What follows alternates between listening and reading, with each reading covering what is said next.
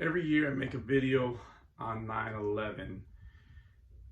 Today, as I was sitting in Mass just a few minutes ago, I realized with my new job, I can't make videos in my truck anymore like I used to. And I'll be getting up and starting really early and finishing really late. So I won't be able to make one at home. So today is 9/10, but I'm gonna post it as soon as I wake up tomorrow morning on 9/11. Every year I talk about the 343 firemen who gave their lives on 9/11, but I've never mentioned the first member of the New York City Fire Department who gave his life. Actually, victim number one, the first certified victim of 9/11 was a Franciscan friar, Father Mychal Judge, a New York City chaplain. And I never talked about him because up until a couple weeks ago, when one of you guys told me about him, I never even heard about him. And I've been meaning to look him up, and so I finally had the chance to do a little research, and I just want to share his heroic act on 9/11. So Father Mychal Judge was in the safety of his friary when 9/11 occurred.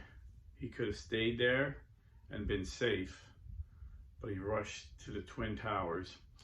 And one injured fireman said that he anointed him with oil and prayed for him. After that, no one seen him until he was identified by one of his friends in the police department. He was well loved by all the firemen and the police, so they quickly recognized him. And his death certificate actually says victim number one. For some reason, he was the number one. God allowed him to be the first victim certified. I'm sure other people were killed first in the plane and the crash, but he was the first one identified and certified as victim number one. When I researched Father Judge's life, I found out that he wasn't a perfect man, you know. It's been said that a saint knows he's a sinner, and a sinner is someone who thinks he's a saint. And I think reading about his life, he knew he was a sinner. He struggled with alcohol and actually went to Alcohol Anonymous. And they say once he was freed of his addiction, he still went and ministered to others, and he felt like God could use him to help people to overcome this addiction. When the AIDS epidemic hit New York really hard, and a lot of Christians, you know, Protestant Christians and Catholic Christians, you know, shunned these gay victims. They're like, well, you got what you deserve, you know. Father Judge was there showing mercy and the love of Christ, you know, reading men their last rites and anointing them with oil and, you know, just providing for them whatever they needed. They said that he was well loved. He always got handwritten letters, and they said he carried like a big bag so he could respond to them, and he always responded. But a couple secular websites I came across claimed that he was a homosexual. Now the man is dead. While he was alive, none of the firemen. I knew a couple New York City firemen, and I don't think they would have like tolerated a very feminine chaplain hanging around, to be honest. So no one knew he was gay when he was alive, but they're saying he's gay now. So I wouldn't even mention this because this is hearsay, but I don't want you to research it and find this and then like devastate it. So we don't know, you know. He was in his friary before he left. If he did have a sinful lifestyle he kept in secret, maybe he went to confession. What do we know, you know? JFK, you know, was a Catholic president, and we know he was a womanizer. He committed adultery. They say he did cocaine, but they also say on the morning he was killed, he went to confession. So I'm not his judge. God is his judge. but I want to share his heroicness, that he wasn't afraid to go into it. He had to know it was dangerous. Had to know people were dying. We didn't know if more attacks were coming when it happened. We knew we were being attacked. You know, on that day, America was attacked because America is a Christian nation. Although we are far from a perfect Christian nation, and although Father Judge was not the perfect Christian man, they chose to attack America because they knew that America's Declaration of Independence was founded on Christianity. They know our Constitution is founded on Christianity. They know most Americans identify themselves as Christians. And they attacked us also because they hated our freedom. And yes, past couple years, our freedoms have been infringed on, but we still are the freest nation in the world. They attacked us because of our greatness. And again, past 3 years, our greatness has diminished. I agree with that, but we are still the greatest nation on this planet. And we are the only hope for any other nation.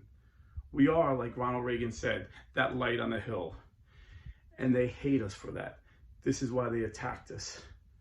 And they thought we would run scared, but we didn't.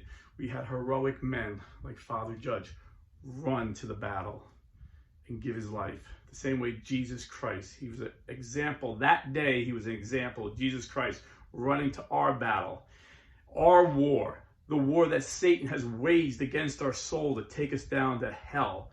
And Jesus Christ came down and died for us. Jesus is our hero.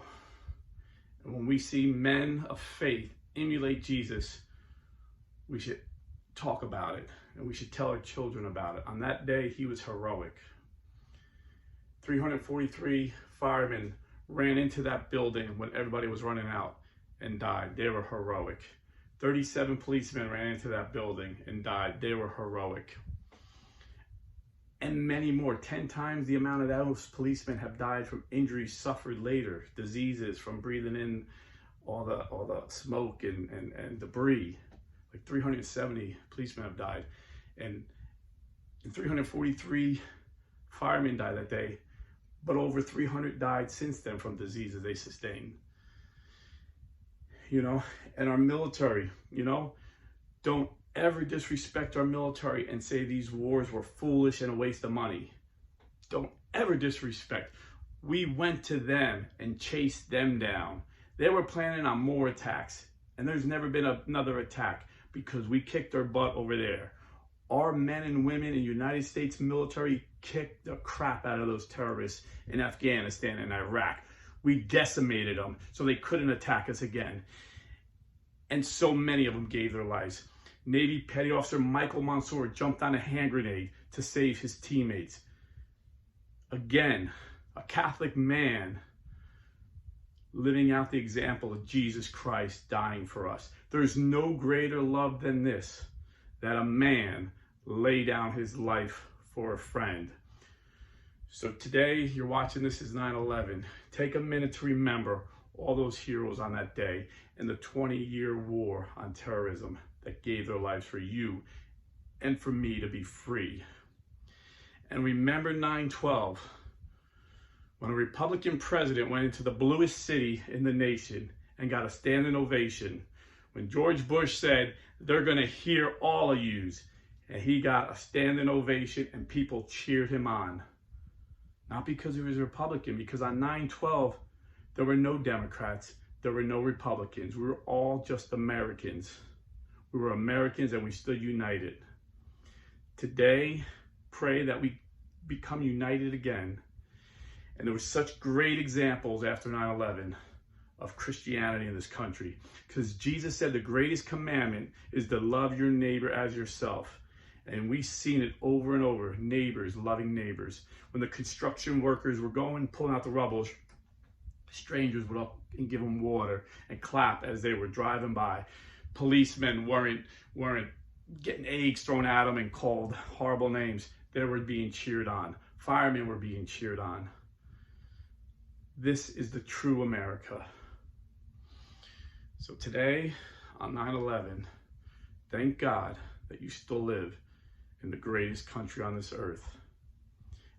And thank God that Jesus Christ is the greatest example of all, that he laid down his life for you so that you may live. And remember men like Chaplain Father Mychal Judge, Petty Officer Michael Mansour, and all the other great heroes that laid down their lives for us on 9/11 and since 9/11 to prevent another 9/11 from happening. God bless and stay Catholic.